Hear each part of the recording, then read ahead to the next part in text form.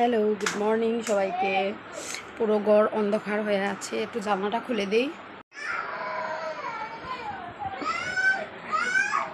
সকাল সকাল উঠে জানালা খুললে এই তো সবুজ সবুজ গাছপালা দেখছি, কারণ অনেক মহাজ্ঞানীরা বলে সকাল সকাল উঠে সবুজ সবুজ গাছপালা দেখতে হয়।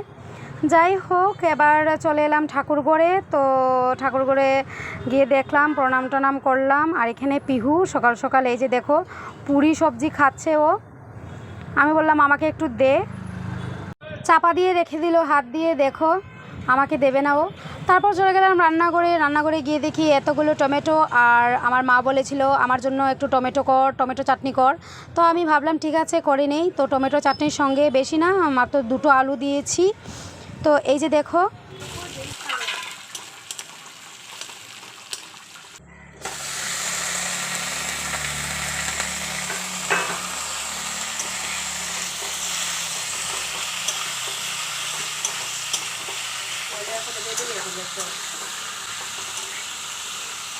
রান্নাবান্না শেষ করে একটু ঝালমুড়ি বানালাম। এই যে দেখো, এই তো চলে এলাম স্নান করে, ঠাকুর পূজা করব এবার।